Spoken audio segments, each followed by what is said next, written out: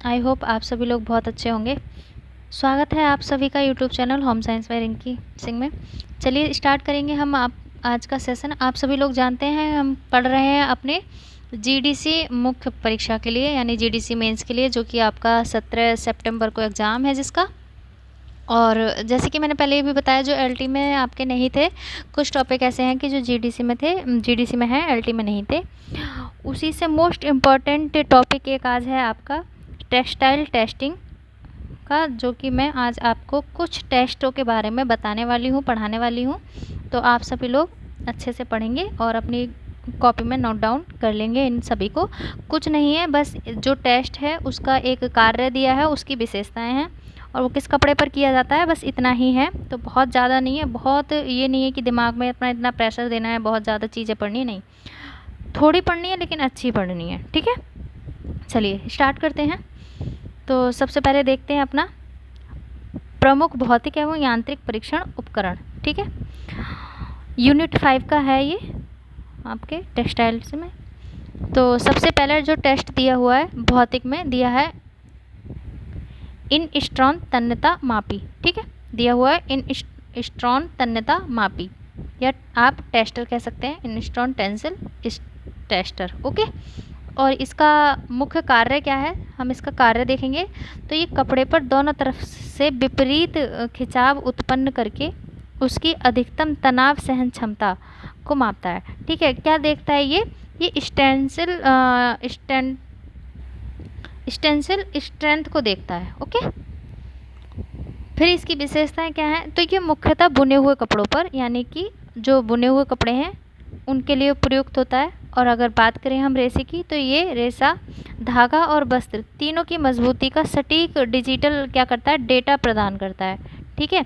ये बस 3 चीज़ें हैं आपको जो इस टेस्ट से याद रखनी है, कि ये सहन क्षमता को मापता है, दूसरा ये बुने हुए कपड़ों के लिए प्रयुक्त है, और तीसरा पॉइंट ये है कि ये रेशा, धागा और वस्त्र तीनों की मजबूती का क्या करता है, सटीक आकलन या डिजिटल डेटा प्रदान करता है। बस इतनी ही चीज़ें इस वाले टेस्ट में थी। चलिए अगले टेस्ट को देखते हैं कि अगला कौन सा है हमारा। तो अगला है मलिन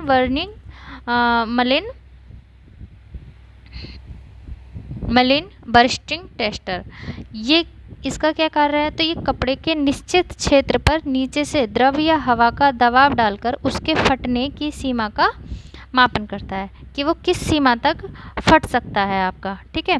विशेषताएं अगर हम इसकी देखें, तो ये नीटेड हौजरी लचीले कपड़ों के परीक्षण हेतु सर्वोत्तम है, और ये कपड़े पर सभी दिशाओं में एक समान दबाव डालकर उसकी सामर्थ्य को चेक करता है, कि वो कपड़ा किस सीमा तक फट सकता है, और उस पर दबाव डालने के बाद भी उसको जांचता है। तो इसमें भी आपको 3 पॉइंट याद रखने हैं कि ये किस कपड़े पर होता है, तो ये नीटेड कपड़ों पर होता है, ओके। चलिए अगला देखते हैं। फिर है हमारा तीसरा मार्टिनडेल एब्रेशन टेस्टर, ठीक है। इसका क्या कार्य है, तो ये वस्त्र को बार बार मानक घर्षण सतह पर रगड़कर उसकी घिसावट रोधिता मापता है, कि वो रोधिता को मापता है, ठीक है। विशेषताएं अगर देखें इसकी, तो पर्दे, सोफा कवर और भारी कपड़ों की टिकाऊपन क्षमता की जांच करता है, ठीक है। और क्या है, वृत्ताकार घर्षण द्वारा प्राकृतिक रगड़ का अनुकरण करता है, ठीक है। आप यहाँ से समझ लेंगे कि जो प्राकृतिक रगड़ है उसका क्या करता है, अनुकरण करता है। चलिए नेक्स्ट पॉइंट देखते हैं क्या है हमारा, कौन सा टेस्ट है। तो ये है ICI पिलिंग बॉक्स, ठीक है। ये क्या है, इसका मुख्य कार्य कपड़े की सतह पर रगड़ के कारण बनने वाले छोटे गोले, जिन्हें हम रोआ भी कहते हैं ना, यहाँ पर रो लिखा है, रो की जांच दर। यानी आपने देखा होगा ना, जो हमारे सबसे ज़्यादा वूलन वस्त्र होते हैं, यानी जो ऊनी वाले कपड़े होते हैं, तो सर्दियों में आपने देखा होगा उसमें छोटी छोटी गोलियाँ पड़ जाती हैं, है ना, छोटी छोटी बॉल सी पड़ जाती हैं। तो बहुत से लोग ऐसे हटाने में लग जाते हैं, तो वो जो बॉल सी है वो क्या है, पिलिंग है। तो ये उसका टेस्ट करता है। विशेषता है क्या है इसकी, तो ऊनी और सिंथेटिक मिक्स्ड फैब्रिक के लिए अत्यधिक महत्वपूर्ण है। बॉक्स में कपड़े के टुकड़ों को रोलर पर घुमाकर प्राकृतिक घर्षण दिया जाता है, ठीक है। तो ये हमारे 4 टेस्ट ये थे। अगला देखते हैं। अगला आता है हमारा रासायनिक परीक्षण। तो ये जो टेस्ट थे ना हमारे 4, ये कैसे थे, तो ये थे आपके भौतिक, ठीक है, भौतिक एवं यांत्रिक। अब हम चलते हैं अपने केमिकल वालों की तरफ, ठीक है, रासायनिक परीक्षण उपकरण एवं मानकीकरण कारक। तो सबसे पहला क्या है आपका क्रॉक मीटर, ठीक है, क्रॉक मीटर है। मुख्य कार्य क्या है इसका, सूखे और गीले कपड़े को सफ़ेद मानक सूती कपड़े पर रगड़कर रंग छूटने का परीक्षण करना। यानी आप एक सूखा कपड़ा लेंगे, एक गीला कपड़ा लेंगे और सफ़ेद सूती कपड़े पर दूसरे कलरफुल वाले कपड़े को क्या करेंगे, आपस में रगड़कर उसका परीक्षण करेंगे, ठीक है। तो यही क्या होता है, क्रॉक मीटर आपका टेस्ट है।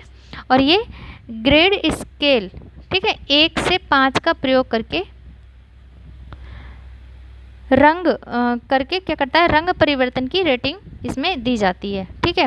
ग्रे स्केल ग्रेड 1 से 5 का प्रयोग करके इसमें रंग परिवर्तन की क्या की जाती है, रेटिंग दी जाती है। और सूती व रंगे हुए परिधानों की गुणवत्ता तय करने हेतु क्या है, अनिवार्य आपका यंत्र है, ठीक है। चलिए सेकंड देखते हैं अपना केमिकल का, क्या है, पर्सपायरोमीटर, ठीक है। ये क्या होता है, तो ये मुख्य मानव शरीर के अम्लीय एवं क्षारीय यानी एसिटिक एवं एल्कलाइन पसीने के प्रभाव से कपड़े पर रंग उड़ने का मापन करता है। तो जैसे बहुत से लोगों का क्या होता है ना, पसीना इतना मतलब एसिडिक होता है, इतना तेज़ होता है कि कपड़े का कलर ही फेड हो जाता है ना। तो ये उसी का मापन करता है। विशेषताएं, कृत्रिम पसीने के घोल में वस्त्र नमूनों को निर्धारित दबाव और तापमान पर रखा जाता है। गर्मियों के पहनावे और स्पोर्टी कपड़ों के लिए अत्यंत उपयोगी परीक्षण है। स्पोर्टी से मतलब समझ रहे हैं, जो स्पोर्ट्स वियर होते हैं आपके, बताइएगा कमेंट बॉक्स में बाद में कि स्पोर्ट्स वियर हमारे कौन से वाले कपड़े होते हैं। मतलब जैसे जब हम पढ़ते हैं ना कृत्रिम कपड़ों में, तो नायलॉन के बने होते हैं या पॉलिस्टर के बने होते हैं, मतलब किस चीज़ के बने होते हैं। जो स्पोर्ट्स वियर हैं वो कौन से वाले आपके किस केमिकल या घोल या कोई रेसा किससे बने होते हैं, आप हमें कमेंट करके बताइएगा वीडियो के नीचे, ओके। चलिए अब ये क्या करता है, तो ये रंग पक्का रेटिंग पैमाना, ठीक है, रंग पक्कापन रेटिंग पैमाना। ग्रेड 1 में अत्यंत खराब अधिक रंग छूटता है। जो ग्रेड 1 होता है, जो जिसका ये पैमाना करता है कलर फार्टनेस जो है आपका, ये जो रंग पक्कापन रेटिंग पैमाना है इसमें ग्रेड 1, 3 एंड 5 होता है, ठीक है। तो जो 1 होता है उसमें क्या है, अत्यंत खराब अधिक रंग छूटता है। ग्रेड जो 3 है उसमें मीडियम है, सामान्य रंग छूटेगा। और जो ग्रेड 5 है उत्कृष्ट, मतलब बिल्कुल भी रंग नहीं निकलेगा, ठीक है, रंग बिल्कुल ना छूटना। तो ये 3 आपके ग्रेड हैं रंग पक्कापन रेटिंग पैमाना के, ओके। चलिए नेक्स्ट पॉइंट देखेंगे अपना, फिर दिया हुआ है GSM एंड थ्रेड काउंट। ये क्या होता है, तो ये ताना वाना का घनत्व, मतलब जैसे कि आपका पेन, ये मेरा ये लंबे वाले धागे जैसे होते हैं वो ताना, और ये जो चौड़ाई में होता है वो हमारा बाना होता है, ठीक है। तो ताना वाना मतलब कितना घनत्व है कपड़े में, ये उसी का मापन करता है, ठीक है। तो ग्राम पर स्क्वायर मीटर, वस्त्र के प्रति वर्ग मीटर भार का मापन, कपड़े के भारीपन और संघनता का सूचक ये होता है, ठीक है। सेकंड पॉइंट है थ्रेड काउंट पिक ग्लास, प्रति वर्ग इंच में ताने यानी बार्ब तथा बाने यानी वेफ्ट के धागों की संख्या की गिनती। तो ये गिनती करता है कि इसमें जो कोई कपड़ा है उसमें कितने तानों की संख्या है और कितने बानों की संख्या है, ठीक है। जो आपका लंबाई में होता है वो आपका ताना होता है, और जो आपकी चौड़ाई में होता है वो आपका बाना होता है, ठीक है। जैसे कोई भी कपड़ा बनता है तो हमारा ताने वाने से ही बनता है, ठीक है।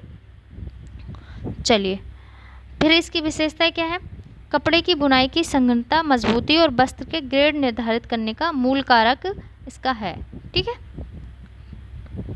आगे देखते हैं, फिर आते हैं हमारे पर्यावरण मानक प्रमाण एवं अवशिष्ट उपचार। ये सब आपकी यूनिट दी हुई हैं जीडीसी के सिलेबस में, जो कि इम्पॉर्टेंट है, बहुत इम्पॉर्टेंट है। चलिए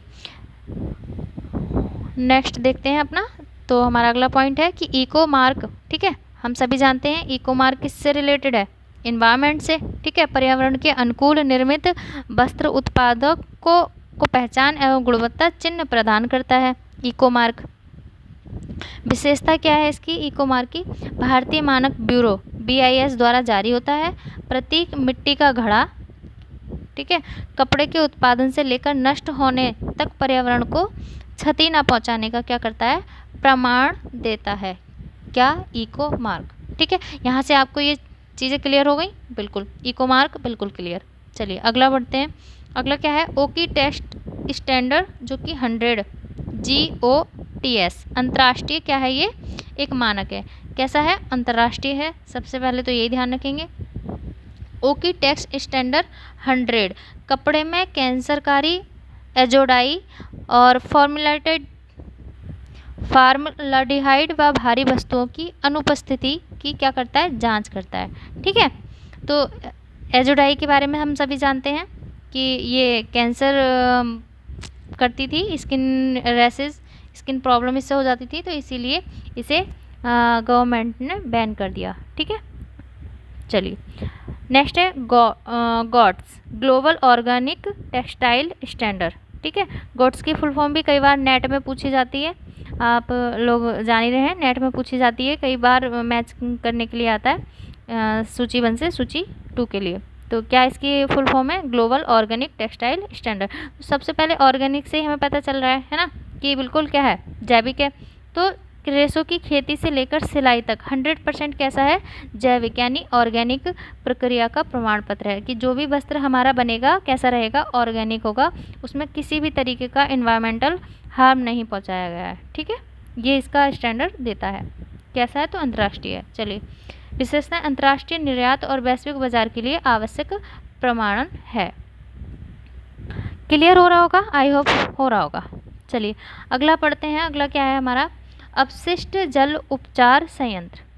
कैसे, तो प्राथमिक उपचार है सबसे पहले, जिसमें क्या, जाली द्वारा कपड़े के टुकड़ों, ग्रीस व ठोस कणों को अलग करना, ठीक है। फिर द्वितीय उपचार है जीवाणुओं द्वारा जल में उपस्थित रासायनिक अशुद्धियों व कार्बनिक पदार्थों का अपघटन, ओके। तीसरा पॉइंट है, तृतीय उपचार अपना है जल का रंग दूर करना व रसायनों को उदासीन कर पुनः प्रयोग योग्य बनाना, यानी जीरो लिक्विड डिस्चार्ज, जिसे ZLED कहते हैं। विशेषता क्या है, वस्त्र उद्योग से नदियों व पर्यावरणों में होने वाले प्रदूषण को 100% रोकता है। ये आपके क्या थे, आज का टॉपिक था। तो हमने आज आपको क्या पढ़ाया कि आपके जो इम्पोर्टेंट टेक्सटाइल जैसे स्टैंडर्ड हैं और टेस्ट थे, है ना, 2 आपने टेस्ट पढ़े, एक भौतिक में पढ़े थे 4 और रासायनिक में पढ़े थे। उसके बाद आपने स्टैंडर्ड पढ़े हैं, इको मार्क है और ग्लोबल ओकी, इन सब टेस्टों के बारे में पढ़ा। तो ये छोटा छोटा है, अगर आपका यहाँ से क्वेश्चन बनेगा तो इन्हीं सब पॉइंट से क्वेश्चन बनेगा, और आप अच्छे से पढ़िए, अपनी कॉपी में नोट डाउन कर लीजिएगा। वैसे तो ये हमारा टॉपिक था। अब हम इससे रिलेटेड क्वेश्चन देखेंगे कि जैसे हम डेली पढ़ते हैं, क्वेश्चन हमारा कैसे सॉल्व करना है। एक सेकेंड आप मैं इसका PDF कर लेती हूँ।